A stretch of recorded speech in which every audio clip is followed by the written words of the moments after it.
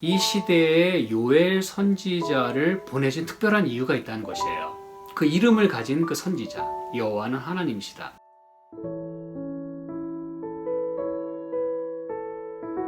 요엘서는요, 세 장입니다. 그렇죠? 세 장에 걸쳐서 여러분이 이제 저와 함께 공부하시게 될 텐데, 짧지만 매우 강한 메시지를 담고 있어요. 그리고 또 이 신약 성경에도 여러 차례 이렇게 인용이 또 된 성경 말씀들이고요. 그래서 아주 유명하고 또 아주 중요한 그 말씀들이 요엘서에 또 들어 있습니다. 오늘은 제가 이 요엘서의 서론 그리고 또 개요 이렇게 여러분에게 말씀을 드릴 것이에요. 이 요엘 선지자의 이 기별은요, 한마디로 그저 말씀을 드리자면 여호와의 날에 대한 계시록이다, 이렇게 여러분이 보시면 되겠어요. 제가 중요한 단어 두 가지를 말씀을 드렸습니다. 이 여호와의 날에 대한, 여호와 날에 관한 묵시록 혹은 계시록, 굉장히 중요한 단어들입니다. 왜냐하면 요엘서뿐만 아니라 사실 소선지서 자체가 여호와 날에 대해서 많이 이야기하고 있습니다만, 특별히 이 요엘서에서는 여호와의 날에 대해서 많은 이야기들을 하고 있어요. 그리고 이것이 마치 이 신약 맨 마지막 책인 그 요한계시록처럼 이 구약에 있는 계시록과 같은 것입니다. 그래서 실제로 요한계시록에서도 이 요엘서에 있는 말씀을 또 인용하기도 했어요. 그리고 이 요한계시록에 나오는 그런 묵시적인 어떤 표현들이나 또 그 전달 방식, 그리고 그 내용, 이런 것들이 요엘서에도 또 등장을 합니다. 그래서 요엘서는 매우 아주 중요한 그 위치에 있고 또 중요한 메시지를 우리에게 전해준다는 걸 여러분이 꼭 기억하시면서 함께 우리가 기대도 하고 또 기도도 하고 또 열심히 살펴보는 가운데 하나님의 뜻을 우리가 많이 이해했으면 참 좋겠습니다. 그래서 이 가운데는 예언도 들어있고요, 또 비전이 들어있어요. 비전이라 하면 뭐 앞으로 뭐 되고 싶은 어떤 그런 비전도 비전이겠습니다만, 하나님이 주시는 그런 이상, 그 비전이 또 들어있어요. 그리고 전체적으로 이 3장에 걸쳐서 크게 두 가지로 여러분이 이렇게 나눠서 이해하실 수 있다면, 여호와의 날에 대한 준비, 그것을 이제 앞부분에 이야기하고 있고, 또 여호와의 날에 경험하게 되는 심판과 그리고 동시에 승리, 이런 어떤 큰 주제들, 그 주제를 여러분이 이렇게 이해하실 수 있겠어요. 자, 제가 그래서 오늘 첫 시간에 사실 이 개요나 중요한 서론 부분을 말씀드리려고 해도 사실은 한두 시간 이상을 더 필요로 합니다. 그래서 오늘 말씀드리고 또 필요하다면 다음 시간에도 또 중요한 어떤 부분들을 먼저 여러분에게 말씀을 좀 드리려고 합니다. 그리고서 이제 한 절 한 절 저희들이 살펴볼 것이에요. 저자는 요엘입니다. 그렇죠? 호세아서와 마찬가지로 요엘서도 요엘이 저자예요. 근데 1장 1절에 보면은 여호와께서 부두엘의 아들 요엘에게 이르신 말씀이라. 사실 요 말씀 이외에는 요엘에 대해서 설명하거나 또 요엘이 어떤 사람인지를 말해주는 성경 구절이 사실은 없습니다. 그래서 좀 아쉬움이 좀 있긴 있어요. 그렇지만 어쨌든 부두엘의 아들 요엘이라고 하는 사람이 하나님께 말씀을 받아서 전달했고요. 이 요엘 선지자 그 이름이 굉장히 중요한 또 의미를 담고 있어요. 그것은 바로 Jehovah is God, 여호와는 하나님이시다, 이런 놀라운 뜻을 가지고 있어요. 여러분, 이게 왜 중요한지 아십니까? 여러분, 특히 이 시대에, 제가 이제 좀 이따 시대적 상황을 말씀드릴 텐데, 이 시대에 요엘 선지자를 보내신 특별한 이유가 있다는 것이에요. 그 이름을 가진 그 선지자, 여호와는 하나님이시다.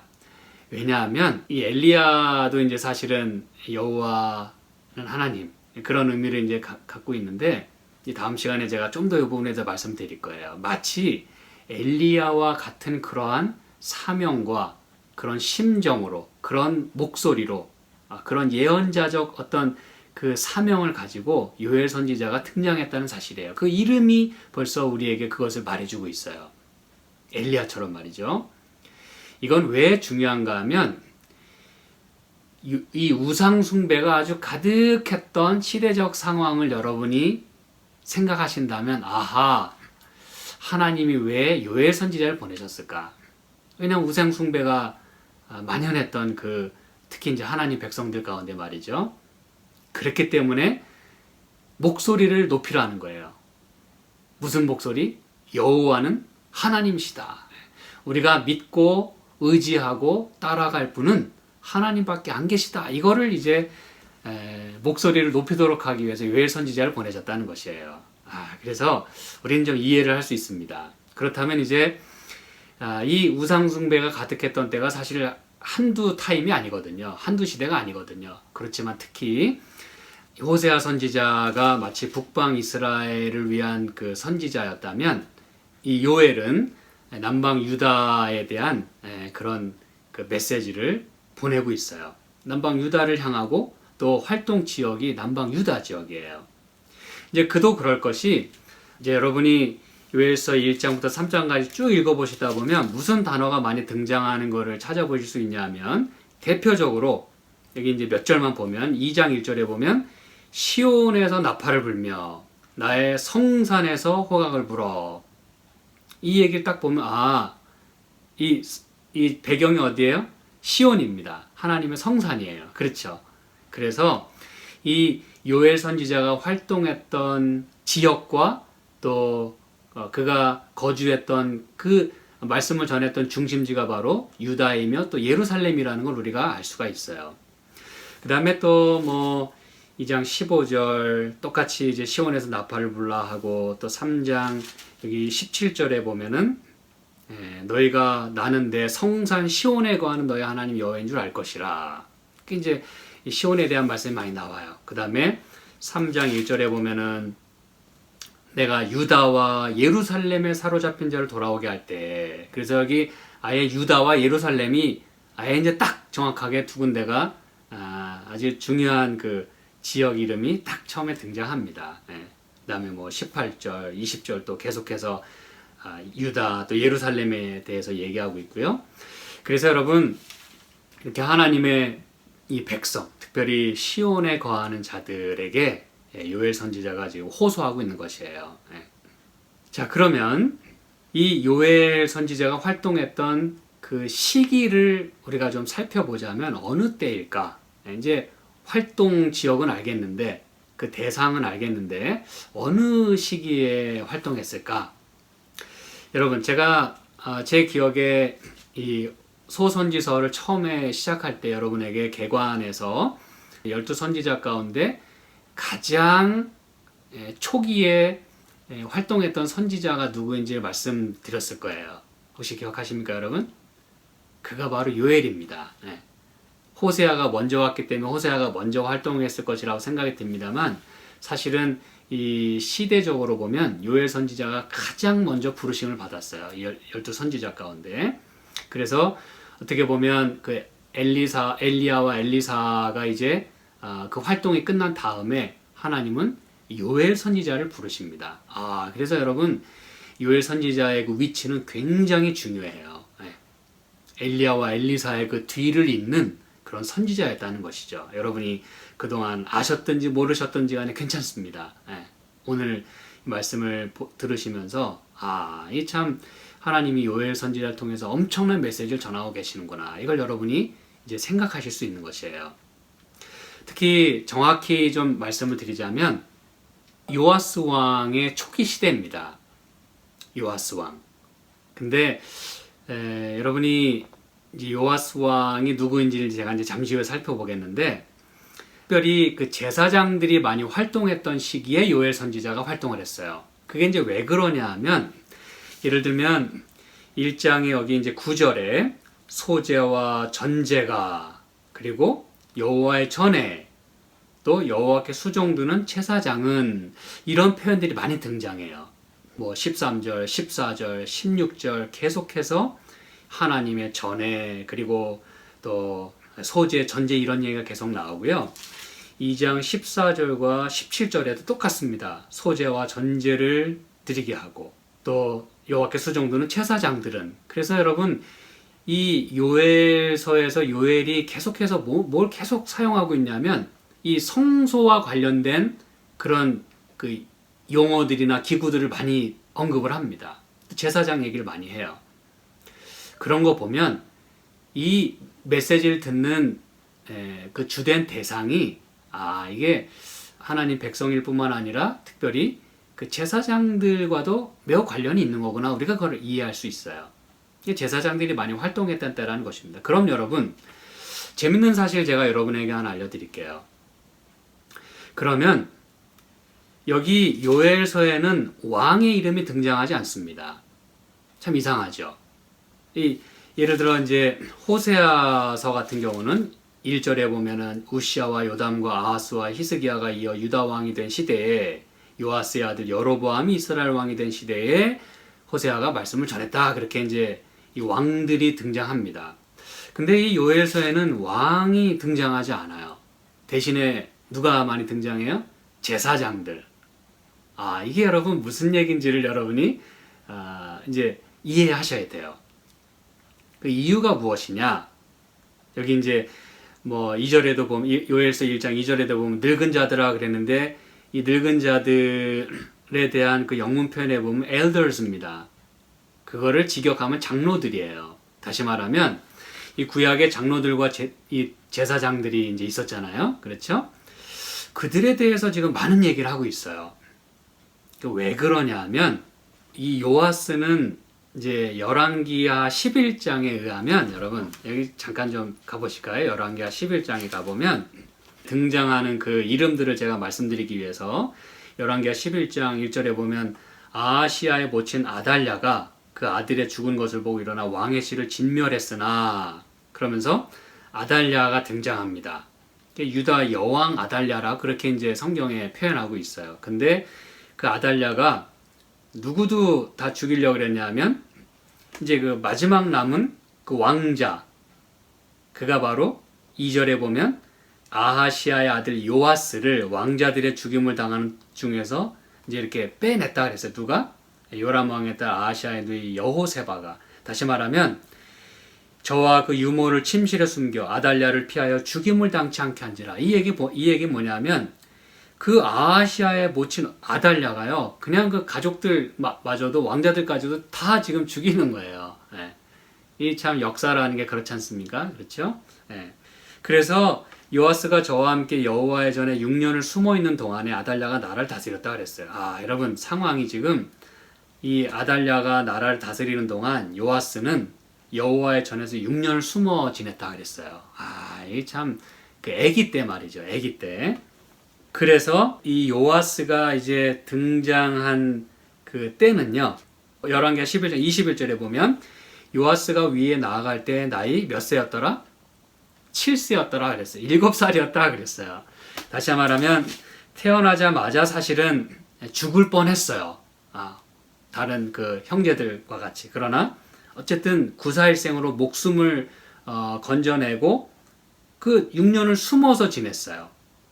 그리고서 이제 누가 이 일을 이제 이렇게 요아스가 등장하도록 도왔냐 하면 잘 보시기 바랍니다. 4절 제7년에 여호야다가 보내어 가리 사람의 벽부장들과 호위병의 벽부장들을 불러 그랬어요.